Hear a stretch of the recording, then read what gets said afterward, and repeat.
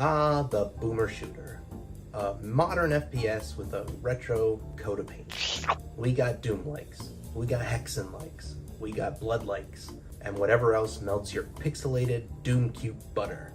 Today I'm looking at Warhammer 40k Boltgun, a boomer shooter set in the grimdark fantasy 38,000 years in the future, where demons exist and space marines exist to eliminate them. Where a giant, genetically and surgically altered individual wears 700-pound armor and wields weapons that would normally be mounted to light artillery. The rise of the boomer shooter coincides with the popularity of retro-style games. They are the games that try to scratch that itch of nostalgia. The nostalgia we all had when we played games as kids. The feeling of these games matter much more than the accuracy of the period that they're based on. Where values such as game progression and auto-saving matter much more than the amount of lives you accrue or the amount of points you get. So, does Boltgun live up to the standards of our inner children? Does it have the same feeling as shotgunning demons from hell, like you're living in 1993 with your Mario pajamas on the family computer in the living room? Let's take a look. A single Space Marine is not to be taken lightly. The process where they undergo the transformation into the Adeptus Astartes, or however you say it, is harrowing. A normal human adolescent undergoes a series of implantations that change his body into a hardened, 7-foot-tall, never-sleeping behemoth who exists only to serve the Emperor. You are this monstrosity of genetic manipulation and surgical enhancement. You are here to purge the heretics. You must cleanse with holy bullets and purge with concentrated plasma. You are an Ultramarine. You're on your way to a planet that's infected with chaos. Chaos is like the other dimension. It's like where demons live and where hell lives. It's this chaotic pandemonium where death and violence and plague and whatever else live. The warp is demonic. Good evening, and welcome to the pit of ultimate darkness. But it's necessary for space travel, it's necessary for a bunch of different things. It's necessary for psychers, magic users essentially. What lives in the warp can corrupt, and that's what Space Marines don't like. They hate the stuff. I'm a man possessed by many demons. Polite demons that would open a door for a lady carrying too many parcels, but demons nonetheless! As far as the story goes, every 40k game is like nearly the same. Kill aliens, kill heretics,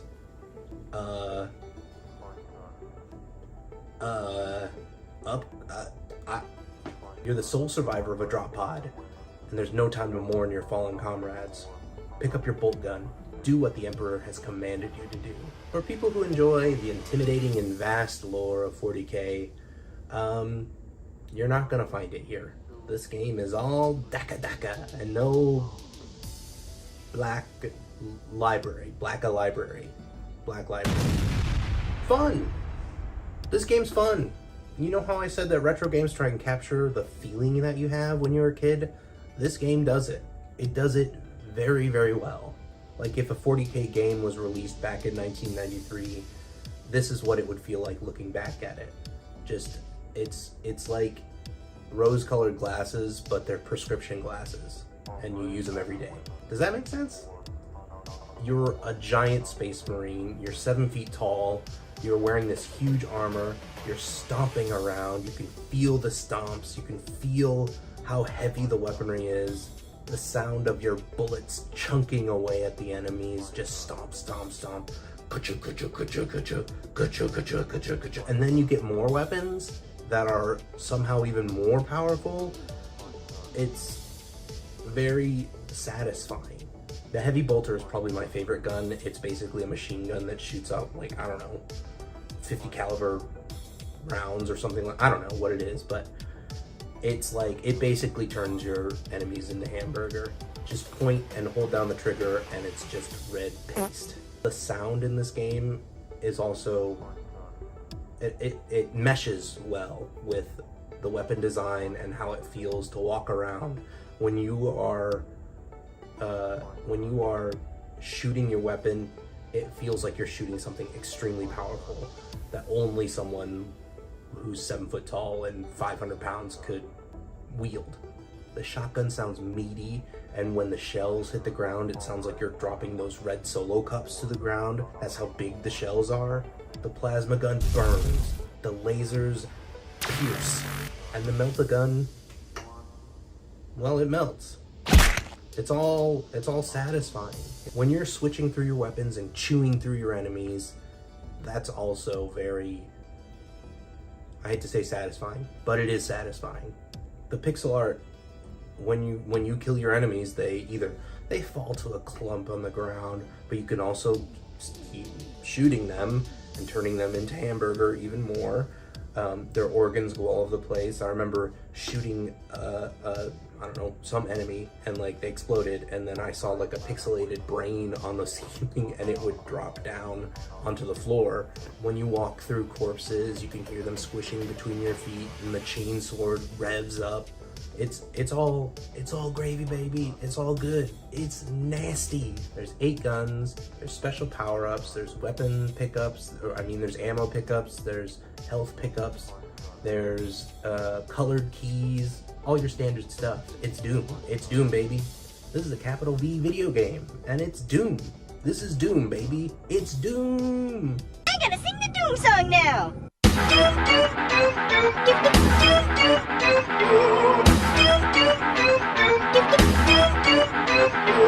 I do want to recommend this game, but before I give it the old Johnny Wag's stamp of approval, I gotta check off some critiques that make me say, dang, I wish they added that. There are a few times where I got a bit turned around within the huge Gothic cathedrals and the dense pipe of the Underforges, and yeah, a map would have been really, really helpful. So it feels kind of like an oversight because, you know, Doom had a map.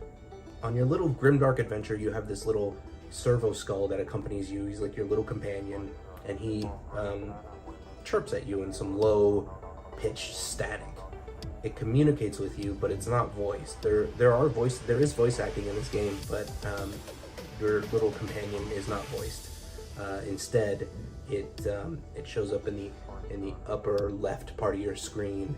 The problem with the message in the upper left is you're usually busy shooting guys, so it's hard to look over and see what it's got to say, and most of the time it's frivolous, so it doesn't matter if you miss it or not, but sometimes it just feels like, well, what if he did say something important and I'm missing it? My issue with it is that it feels like it's pulling my attention away from what I want to do in the game, which is chainsword little culty freaks. Generally, it's just an unhelpful little guy that follows you around. And the last thing before I get into something a little heavy with what the 40K universe is, I wish it had a quick switch button. Usually these games have some quality of life improvements, and this one definitely does. But instead of a quick switch button, which would normally be like the top button or the Y button, it has a taunt button, which is fun. It adds to the flavor of the game. Instead, you have to switch weapons with the D-pad, which is cumbersome because you have to take your thumb off the left stick, which is your movement stick, in order to switch weapons, which makes it so that you're not moving anymore. And this game wants you to move. It's a lot like Doom 2016 in that respect, where moving is really beneficial. Okay, on to the unsavory bit that I don't like exactly talking about, but I think it needs to be said. And I don't even think this is going to be a problem for most people. But 40K's Imperium of Man is based off of like an extreme exaggeration of totalitarianism and imperialism. According to the lore, mankind has to conform to a singular religion or else they'll be labeled as a heretic, punishment being execution. Inquisitors roam the galaxy. They're basically like the Imperium of Man's police force who sniff out any sort of blasphemy. They're sort of like scouts, and then they report back, and either they send Space Marines in or, you know, the Imperial Guard. Space Marines are obviously the face of this whole franchise, and they are the strong arm of this whole supremacist allegory. The intention of 40K was to imagine the endpoint of what fascism and totalitarianism would be. Soldiers as biological, technical, and theological weapons of the Emperor, made to snuff out any sort of dissenters to this right-wing, futuristic government. It's supposed to be ridiculous. It's supposed to look ridiculous. It's supposed to be like, oh, like, whoa, like, oh. It's supposed to be satire, but unfortunately, you know, they made the Space Marines too cool. Like, they're not ridiculous. Like, they're very serious soldiers that have been, like, implanted with 19 implants that turn them into walking tanks. Anyway, they made the fascists look cool. It's like the Empire in Star Wars. So, unfortunately, it just has that air about it. It didn't hamper my enjoyment of the game, but I think people should be aware that this is sort of, I mean, 40K is like 50 years old at this point. So, like, if you are sensitive to that kind of stuff, just be aware. And I don't think you're a bad person if you like this game. I don't think you're a bad person if you like the Empire and Star Wars.